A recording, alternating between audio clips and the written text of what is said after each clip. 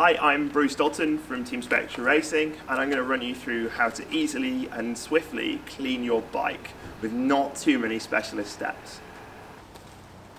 So first thing, get yourself a bucket of warm water. I've also got 3 different cloths. I've got a rag, which is just an old t-shirt cut up from at home. There you go. Doesn't have to be anything special. So keep that one for spares. I've got a microfiber cloth. I've got a 50p sponge available from all good hardware stores. And I've got a scrubbing brush from your kitchen.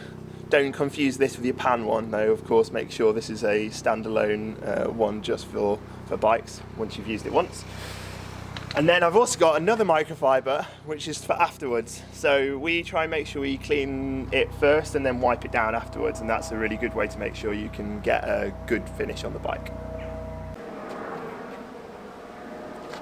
So I'm just going to use car shampoo. So this is a pretty snazzy car shampoo. This is a G-Technic G-Wash, so it's pretty good for lots of different things, but it works really well on the cars. We've got special bike stuff, but I'm just going to show you how to use this. So this is actually, I'm just going to put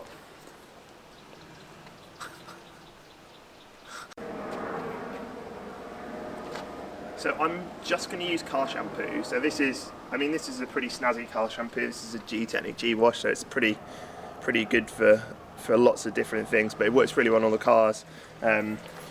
We've got special bike stuff, but I'm just going to show you how to use this. I always start at the top of the bike because then basically the water's always dripping down underneath your bars, and basically this is what I do after every ride really, unless it's been completely immaculate on the roads.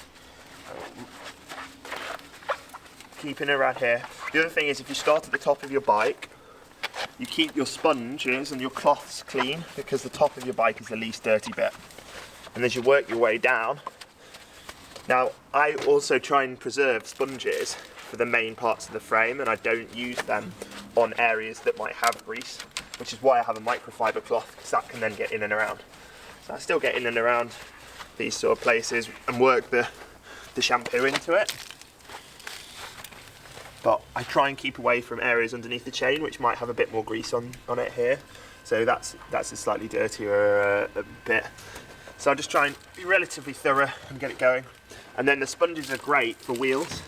You just use it like a V and just run it through the middle of your hand like that. And with the team we have to wash a lot of bikes quite quickly on the way back from races. Or before start of things, or on training camp. So it's really important that we can be quite efficient for bike washing, because we'd spend a lot of the day washing bikes if we took 25 minutes on each bike. And really, washing a bike's important because it allows you to see how it's running, and we'll go on to basic checks in another video of what you can run through. But it just allows you to keep check of it. So then spin the bike over.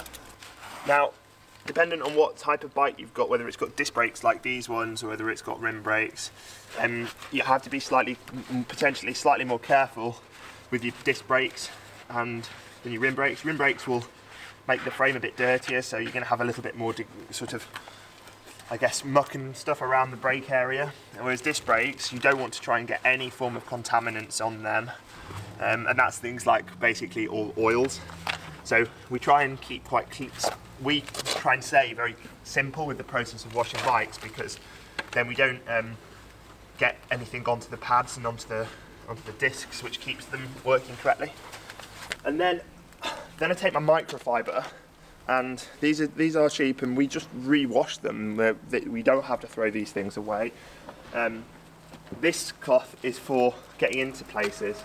Now, getting in and around these areas are the bits that might have more dirt, and a flexible cloth is, I find, better to get into there. Plus, you can wrap it round sections and get in areas. So I'm expecting that some parts of this bike will be dirtier than others. So usually it's under these bottom bracket areas. You can see it come off on the cloth. And again, it isn't, unless you're absolutely super attention to detail focused, probably doesn't matter. But what is important is to make sure that the group set and your gears can perform as much as they can. Which leads me nicely on to take your stiff brush and just rub it over the cassette and the chain, because we'll come on to cleaning the chain separately another time, but actually the most important thing to do is just keep all of this dirty area as clean as possible by cleaning it regularly. So this is about as dirty as a bike from Spectra is ever going to get, because we make sure that all the riders are well equipped to clean them all. And then the simplest thing is to just rub your cloth over the chain. And this is not even using a degreaser. I actually think cleaning more regularly and not using a degreaser is absolutely acceptable. You can see the grease coming off into the foam there. And to be honest, that keeps it about as clean as is required. You can go into more detail.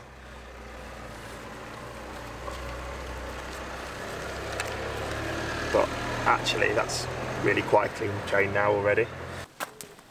So I've got, to keep it very simple, I've got a bottle full of warm water, I have a thing of water, and I'm just going to rinse it all off using the bottle. You don't need a hose pipe. This is perfect for like city living. It's what I've done when I lived in towns, places where I haven't got an outside space to have a tap.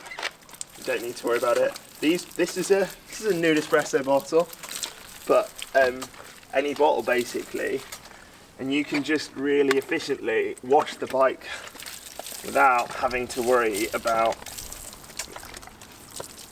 making too much of a mess, and you can clean it all off. That is pretty much done. So that cleans your bike, but to get it finished properly, we chuck that away. We get our other microfiber cloth that we just had, and that was left to the side, and we just wipe it down, and it's this kind of final polish basically. That's probably the bit between just doing it with kind of washing up liquid, which I don't think is very good. You don't need to spend a lot this way. So this step is about making sure that you do basically keep the bike moving and that your bearings aren't going to seize up, because you just put lots of water into them and clean them. So take the cloth that you were using earlier, make sure you get it free of any of the contaminants, the cleaning stuff that's on there. Squeeze it out. This is why microfibers are great, because it means you can wring them out like that. You're going to run it over the chain one last time, because then you've got a really, you're taking the last bit of dirt off there.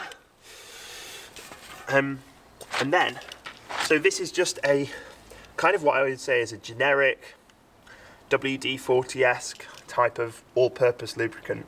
Then just run a bit of, drizzle some oil over the chain, not too much. Often the reason bikes end up being really dirty and chains end up being really dirty is because they use too much of the lubes. So just let that get the dribble in there. At the same time, you can, do a bit on your jockey wheels down here. Keep your cloth at the side. I always keep, if you notice, I keep my cloth around there at the moment when I do that, and that protects the disc rotor from getting contaminants on it. And then, all I need to do now is just sort of lightly, and I'm not squeezing very hard here, roll that over to top to take off the excess. That's a clean bike in under 5 minutes with stuff that's going to cost you under £5, and that'll be ready to race. The main thing to make sure you can do a good job with cleaning your bike is to do it regularly, and that way your bike won't be caked with mud or have lots of filthy oil on there, because hopefully you'll never let it get that way.